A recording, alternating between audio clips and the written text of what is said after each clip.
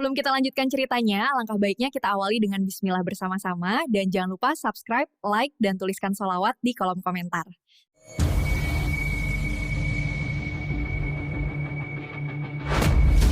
Jawa Timur mendadak gempar. Seorang bupati muda, Mas Lindra dari Tuban, diam-diam menyimpan rindu yang dalam kepada sinden muda viral asal Kediri, Niken Salindri, gadis 16 tahun dengan suara emas yang mengguncang panggung-panggung budaya Jawa. Namun, di balik panggung yang gemerlap, tersimpan fitnah, tekanan, dan perpisahan yang tak terelakkan. Cinta mereka bukan cinta biasa, ini adalah cinta yang dipertaruhkan dengan nama, jabatan, dan suara leluhur. Dan ketika cinta harus memilih antara panggilan hati dan suara budaya, siapakah yang akan rela mengalah? Di kaki Gunung Wilis yang berselimut kabut, di sebuah desa tua yang masih memegang erat adat leluhurnya, lahirlah seorang gadis kecil yang kelak menggemparkan tanah Jawa. Namanya Niken Salindri. Sejak usia 5 tahun, suaranya sudah merdu saat melakukan tembang dolanan. Ia tumbuh di tengah panggung dan bayang-wayang, sebagai putri dari Ki Gondo Supono, dalang kondang yang disegani, dan Wiwin Arumita, seorang perias pengantin yang terkenal dengan sentuhan tangannya yang lembut dan mistis. Dalam balutan kebaya kecil dan rambut sanggul, Niken kecil sering ikut ibunya berdandan sebelum pentas, sambil mendendangkan lir-ilir, tanpa sadar menggetarkan hati siapapun yang mendengarnya. Kehidupan Niken bukanlah seperti remaja lainnya. Usianya memang baru 16 tahun, namun jiwanya terlampau matang, dibesarkan oleh gamelan, tembang macapat, dan bisikan filosofi Jawa dari mulut sang ayah. Ia tak kenal kelap malam, tapi hafal tiap bait dandanggula. Ia tak sibuk selfie, tapi mampu menyanyikan Megatruh dengan mata berkaca-kaca. Kehidupannya sederhana, namun aura yang memancar darinya tak pernah biasa. Saat ia menyanyi, orang tak hanya mendengar suara, mereka seakan terseret ke dunia antara nyata dan gaib, antara masa lalu dan yang tak terucap. Viralnya Niken dimulai secara tak sengaja. Dalam sebuah pentas kecil di Pare, ia menggantikan sinden senior yang sakit mendadak. Tanpa latihan, tanpa persiapan, Niken duduk bersila, mengenakan sampur warisan ibunya, dan mulai melantunkan pangkur dengan suara yang jernih, jujur, dan menyayat. Seorang penonton merekam dan mengunggahnya ke TikTok. Tak butuh waktu lama, tembang itu ditonton jutaan orang. Komentar memuji suaranya, menyebutnya sebagai sinden reinkarnasi era Majapahit. Bahkan media nasional mulai menyorot siapa Niken sebenarnya. Namun di balik sorak-sorai dunia maya, Niken tetap diam, seakan tak terusik.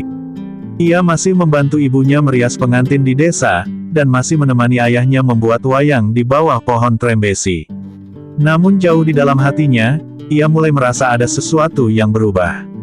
Di antara komentar dan undangan manggung dari berbagai kota, ada satu surat yang membuatnya terdiam lama.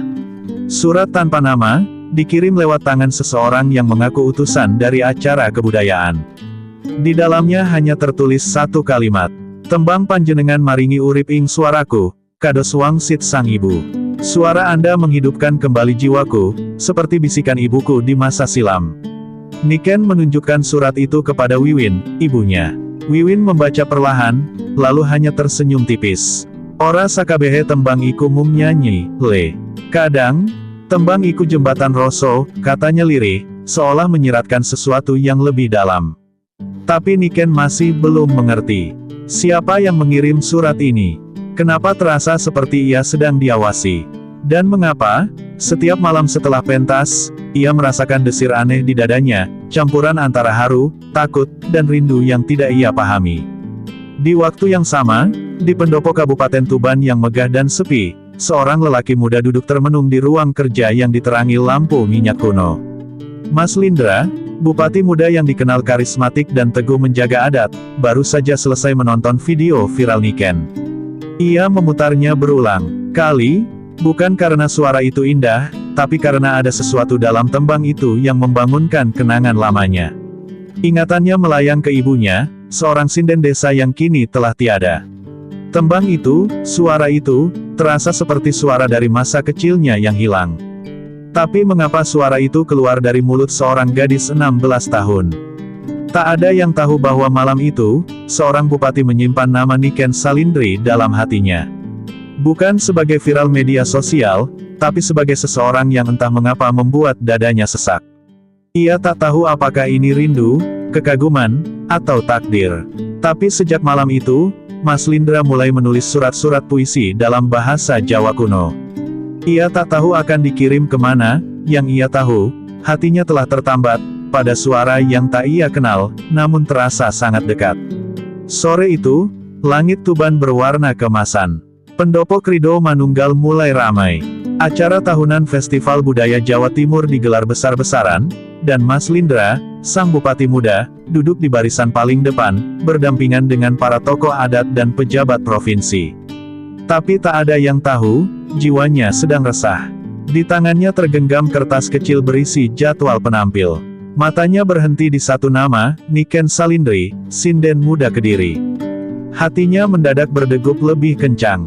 3 malam sebelumnya, ia menulis sebuah surat, dititipkan lewat ajudan yang ia percayai, agar sampai ke tangan Niken. Tak bertanda nama, tak ada gelar bupati. Hanya tulisan tangan dalam aksara Jawa halus yang mengungkapkan rasa. Mas Lindra tak tahu apakah surat itu telah dibaca. Tapi hari ini, ia akan melihat langsung pemilik suara yang membuat jantungnya tak bisa tenang. Ia ingin tahu, apakah perasaannya ini nyata, atau sekadar ilusi dari masa lalu yang belum selesai. Panggung utama mulai tenang. Lampu redup. Gamelan mulai berbunyi pelan. Seorang gadis muda dengan kebaya hijau daun, rambut digelung sederhana dan selendang batik lawas naik ke panggung. Itulah Niken. Langkahnya tenang, sikapnya anggun. Tapi di matanya ada keteguhan yang tak biasa untuk gadis seusianya. Saat ia duduk bersila di panggung, Mas Lindra tak bisa mengalihkan pandangan. Ia merasa seperti melihat sosok ibunya, duduk di panggung desa puluhan tahun lalu, menyanyikan tembang Megatru saat bulan purnama bersinar. Niken mulai bernyanyi. Suara lirih itu, tembang liren yang ia bawakan, mengalun perlahan, menembus setiap lapisan udara. Para penonton terdiam, waktu seakan berhenti. Bahkan burung-burung di pepohonan pendopo pun mendadak senyap. Mas Lindra menatapnya tanpa berkedip, dan ketika mata mereka bertemu, hanya sekilas, terjadi sesuatu yang sulit dijelaskan. Seolah 2 jiwa lama yang tersesat di kehidupan berbeda akhirnya saling mengenali dalam diam. Namun Niken segera menunduk. Ia merasa ada pandangan yang begitu kuat mengarah padanya. Sejak awal tampil, ia merasakan ada semacam energi yang tidak biasa dari barisan depan. Dan saat ia mendongak, ia melihat seseorang, laki-laki bersorban lurik dan pin emas di dadanya, menatap dengan mata yang dalam dan tak berkedip. Entah kenapa, tubuhnya merinding. Tapi bukan takut, melainkan campuran antara kagum, bingung, dan perasaan tak dikenal yang membuncah tiba-tiba. Usai pentas, Niken kembali ke belakang panggung. Ia menyendiri, melepas sanggul, dan menatap ke cermin. Tapi jantungnya masih berdetak tak beraturan. Ia tak tahu siapa laki-laki tadi, namun tatapannya seakan menembus tembok-tembok batin yang selama ini ia bangun. Beberapa saat kemudian, salah satu panitia menyerahkan kepadanya buket kecil bunga kenanga dengan pita emas. Di dalamnya terselip selembar kertas kecil. Tulisan tangannya halus dan tak asing. Sampun dangu kulo ngentosi suaranipun panjenengan. Sudah lama aku menunggu suara Anda. Di tempat berbeda, Mas Lindra masih duduk di kursinya. Meski acara telah usai, ia tak bersuara, tak juga bergerak. Dalam hatinya, ia tahu, rasa yang selama ini hanya berupa gema dalam ingatan, kini menjelma nyata. Tapi ia juga sadar, Niken masih sangat muda. Dan dirinya, adalah seorang pejabat, penuh sorotan. Maka ia hanya bisa mencintai dari kejauhan, dalam sunyi, dalam tembang, dan dalam tatapan yang hanya terjadi sekali, namun cukup untuk mengguncang satu provinsi. Pagi baru menjelang di Kediri, tapi suara burung perkutut di langit-langit rumah sudah bersahutan. Di meja kayu jati peninggalan kakeknya, Niken duduk sambil menatap secarik kertas yang ia temukan di sela buket bunga semalam. Tulisannya halus, wangi kenanga masih lekat. Sampun dangu kulo ngentosi suaranipun panjenengan. Hatinya bergetar, kata-kata itu bukan sekadar pujian.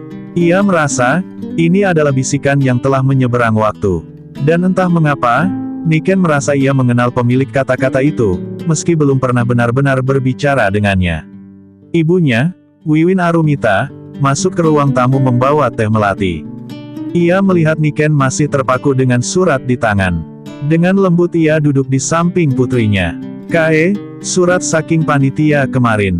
tanyanya pelan. Niken hanya mengangguk. Wiwin membaca surat itu, lalu tersenyum.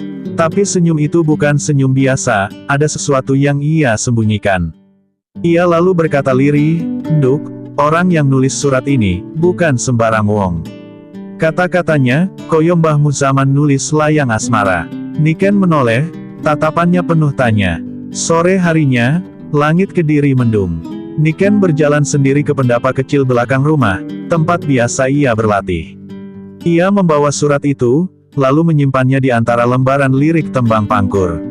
Ia mulai menyanyi perlahan, tapi kali ini, suaranya tak seperti biasanya. Ada patah-patah di ujung nada. Ada keraguan dalam getar. Ia menyadari, hatinya tak lagi sekosong dulu. Entah sejak kapan, tapi sejak tatapan pria itu di panggung Tuban, ada ruang baru yang tumbuh di dalam dadanya, ruang yang belum ia pahami, tapi sangat hidup. Di tempat lain, Mas Lindra berdiri di balkon pendopo Tuban. Ia baru saja selesai menuliskan surat kedua. Surat ini lebih panjang, tapi tetap tak mencantumkan nama. Ia sadar, ia sedang bermain api yang bisa menghangatkan, tapi juga bisa membakar dirinya sendiri. Namun dalam diam, ia seperti tak peduli. "Biar sejarah yang mencatat," bisiknya. Surat itu berisi bait-bait puisi Jawa klasik, diselipkan dalam bingkisan kecil berisi selendang batik tua warisan ibunya. Dikirimkan lagi, lewat tangan yang tak dikenal, menuju Kediri. Beberapa hari kemudian, Wiwin menerima bingkisan itu lebih dulu. Ia mengenali motif batiknya. Itu batik Sidomukti Liris, biasa dipakai oleh sinden pengiring Dalang Agung. "Iki batike almarhum Bu RT Tuban, ibune Pak Lindra," bisiknya pelan, terkejut. Tapi ia menyembunyikan kegusarannya dari Niken. Ia tahu, jika benar ini dari Mas Lindra, maka urusannya tak lagi sekadar kekaguman biasa. Ini adalah ikatan jiwa dua insan, yang terhalang usia, jabatan, dan sorotan masyarakat. Sebuah cinta yang tak boleh salah langkah. Malam itu, Niken membuka selendang itu dan mencium aromanya. Wangi lawas, seperti bau lemari tua. Ia menangis tanpa tahu kenapa. Tangis yang lahir dari rasa yang tak bernama, campuran bingung, takut, dan rindu. Ia tahu dirinya masih terlalu muda untuk hal-hal seperti ini. Tapi batinnya berkata lain. "Sopo sejatin sampeyan?" Batinnya berteriak. Tapi dunia masih diam. Tak ada nama, tak ada suara. Hanya tembang di dalam kepalanya, dan surat tanpa pengirim yang datang satu demi satu, seperti rahasia dari masa lalu yang belum selesai. Langit Kediri tampak sendu, seakan ikut merasakan gejolak batin seorang gadis remaja yang tak bisa dijelaskan oleh logika.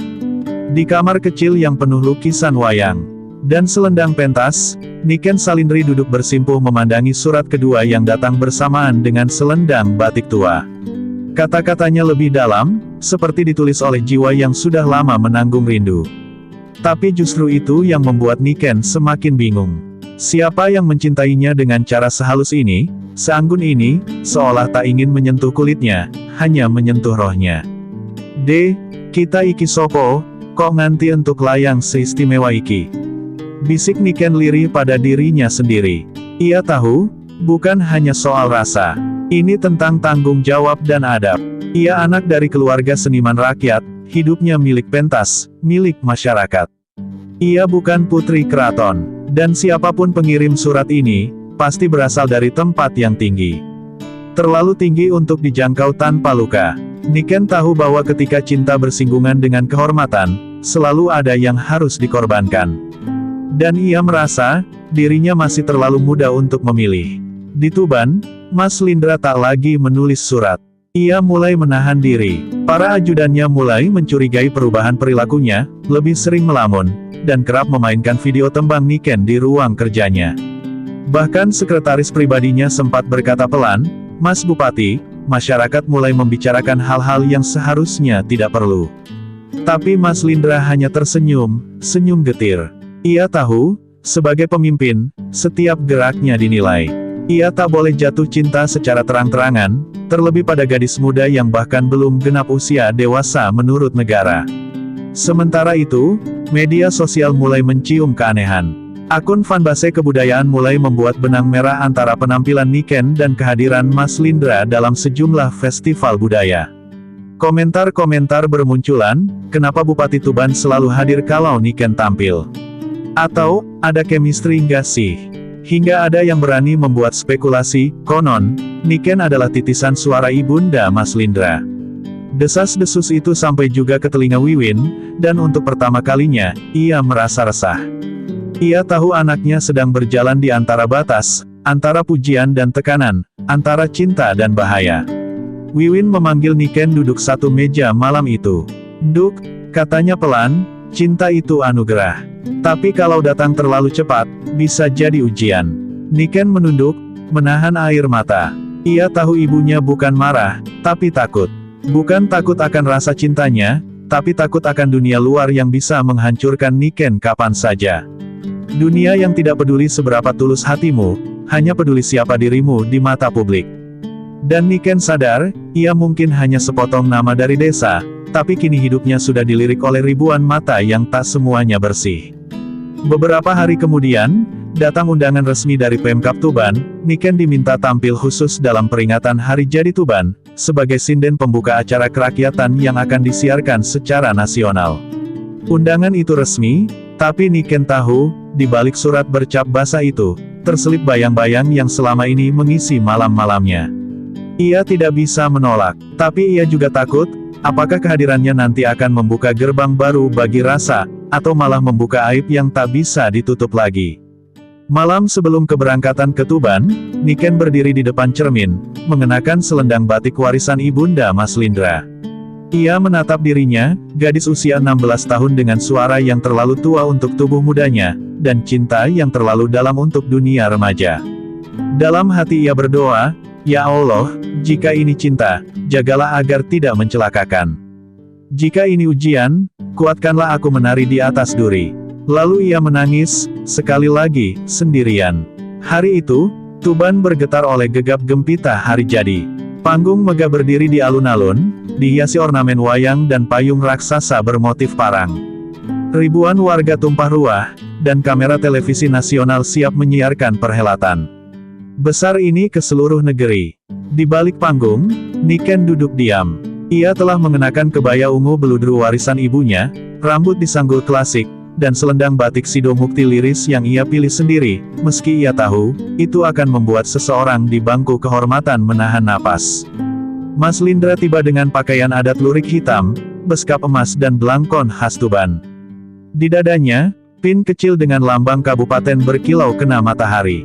Ia tersenyum ke hadapan rakyatnya, tapi dalam dadanya badai tak reda. Ia tahu siapa yang akan tampil sebentar lagi, dan ia tahu sorotan kamera akan lebih tajam dari biasanya. Bukan hanya sorotan media, tapi sorotan masyarakat yang haus gosip, haus celaan. Tapi ia sudah tak peduli.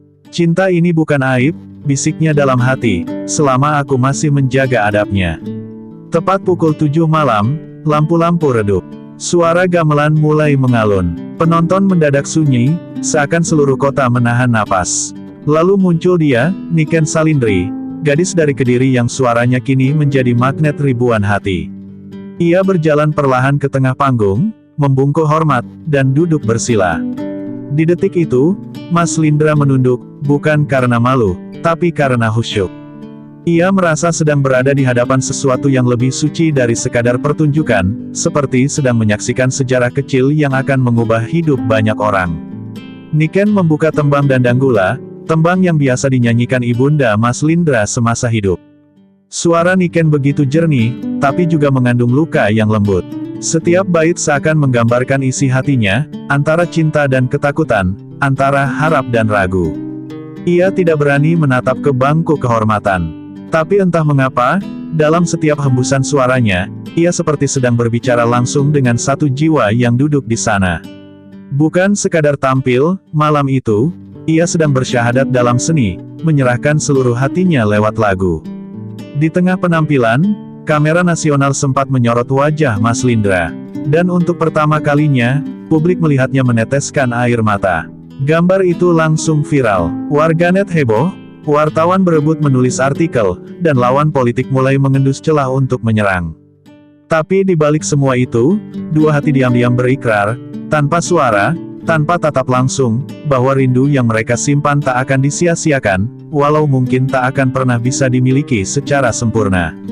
Setelah acara usai, Niken tidak langsung pulang. Ia duduk di ruang rias sendirian, menatap cermin dengan mata sembab. Tiba-tiba ajudan Mas Lindra masuk, menyerahkan sebuah kotak kecil beludru. Di dalamnya, bros emas kecil berbentuk bunga kenanga, dan secarik kertas bertuliskan tangan yang sangat ia hafal. Jika dunia belum mengizinkan kita berdampingan, biarlah tembang ini jadi jembatan. Aku akan terus mendengarmu dari jauh, Niken. Tangis Niken pecah. Bukan karena bahagia, bukan karena sedih. Tapi karena ia tahu, cinta yang tak bersatu bukan berarti cinta yang salah. Mereka hanya salah waktu, salah dunia. Dan malam itu, saat seluruh Tuban tertidur, dua jiwa terbangun dalam doa masing-masing, memeluk bayangan yang tak akan pernah benar-benar hilang. Pagi belum sepenuhnya datang di Tuban ketika layar-layar gawai mulai dipenuhi satu berita yang mengguncang. Bupati Tuban menangis saat sinden muda Kediri menembang, ada apa di balik tangis itu? Berita itu bukan sekadar tulisan. Ia adalah badai. Media gosip merangkai narasi liar, dari kisah asmara tersembunyi, hingga tuduhan pelecehan wewenang. Nama Niken Salindri tiba-tiba menjadi trending topik nasional, bukan karena suara indahnya, tapi karena dugaan cinta rahasia dengan seorang pejabat publik. Gadis 16 tahun itu kini berdiri di tengah kobaran opini publik yang kejam, padahal ia hanya menyanyi dengan hati yang jujur. Wiwin Arumita, ibunya, langsung mengunci pintu rumah sejak pagi. Wartawan mulai berdatangan ke rumah mereka di Kediri, memaksa wawancara, mencoba membongkar hal-hal yang bahkan Niken sendiri belum sempat pahami. Wiwin memeluk anaknya kuat-kuat, menahan gemetar tubuh putrinya yang masih mengenakan piyama dan wajah lelah karena tak tidur semalaman.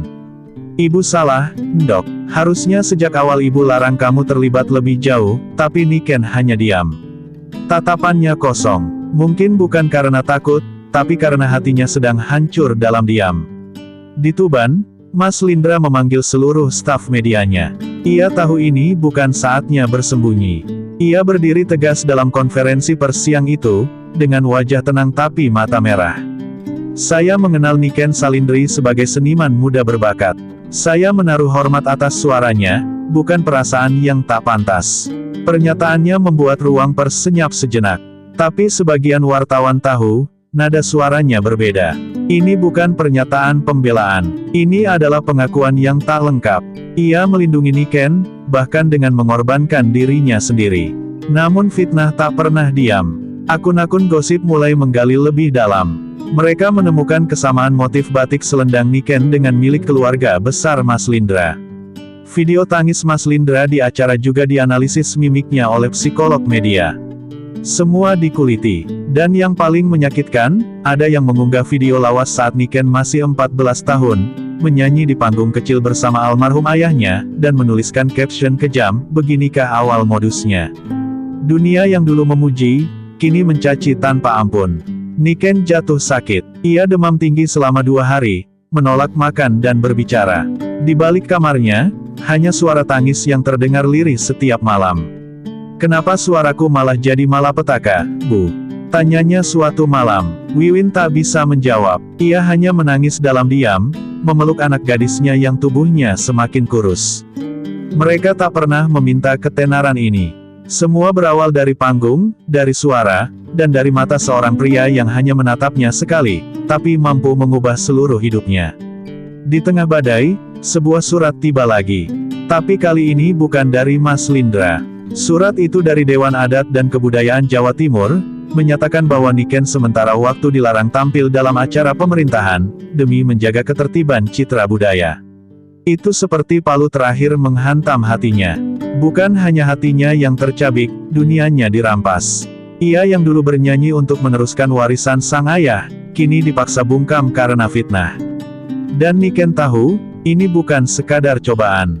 Ini adalah titik nadir. Malam itu, ketika seluruh kampung tertidur, Niken menulis surat. Bukan untuk Mas Lindra, tapi untuk suaranya sendiri. Ia menulis, kalau nanti dunia sudah tenang, dan panggung memanggilku lagi, aku janji akan menyanyi tanpa dendam. Karena rindu yang suci tak butuh pembuktian, cukup dikenang.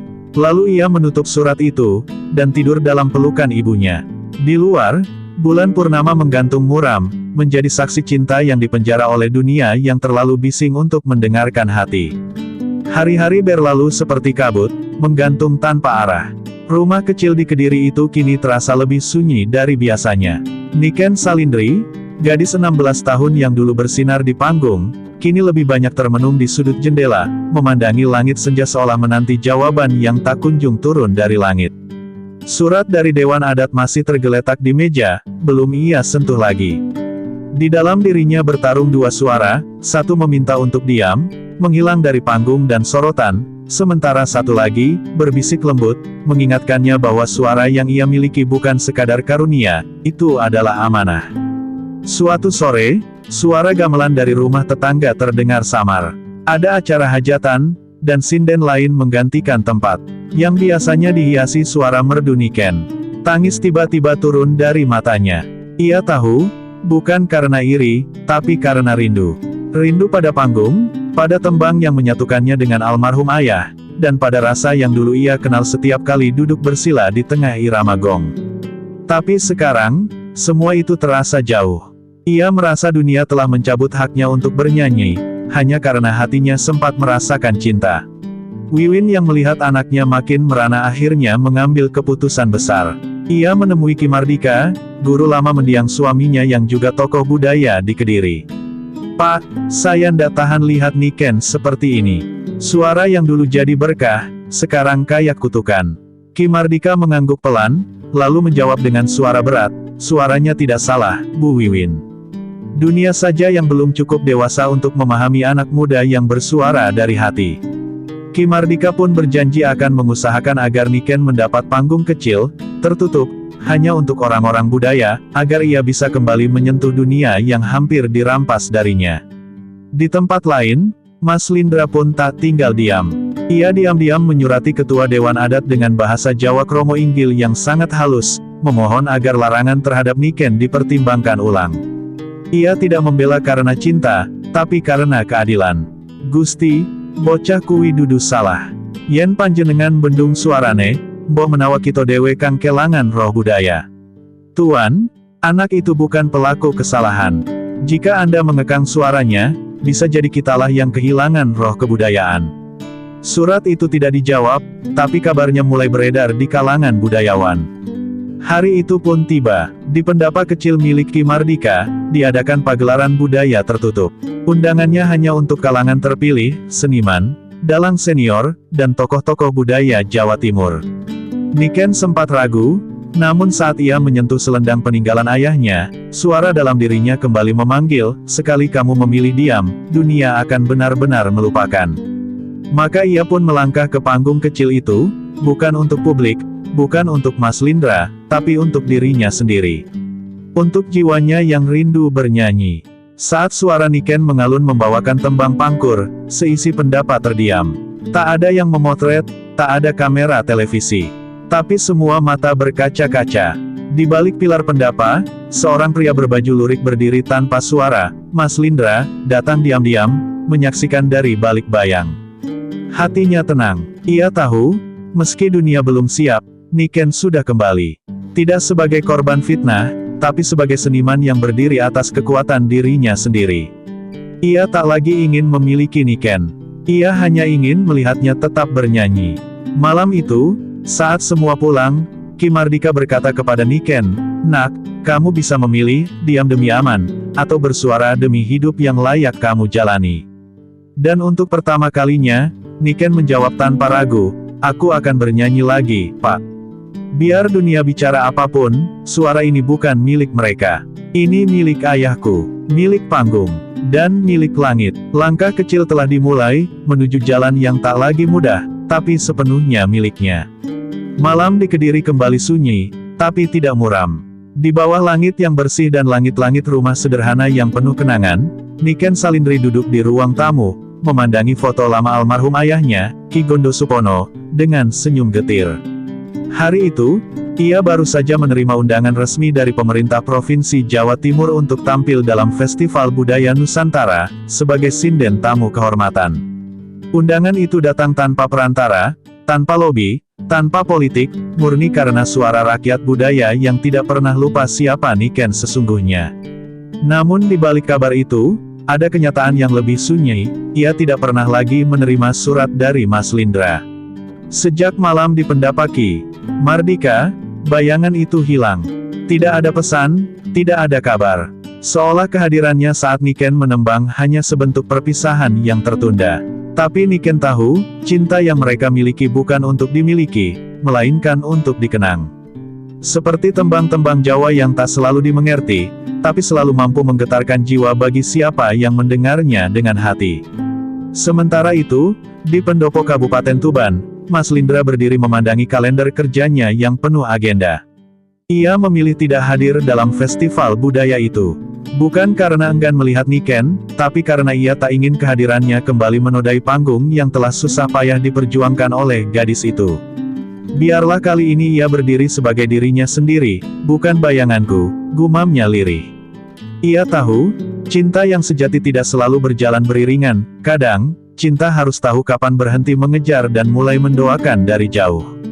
Hari festival pun tiba. Panggung raksasa di Surabaya itu dipenuhi lautan penonton, tapi malam terasa hening saat Niken melangkah maju.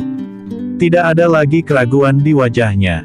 Tidak ada lagi selendang hadiah. Ia mengenakan kain batik peninggalan ayahnya, dengan kebaya sederhana berwarna putih.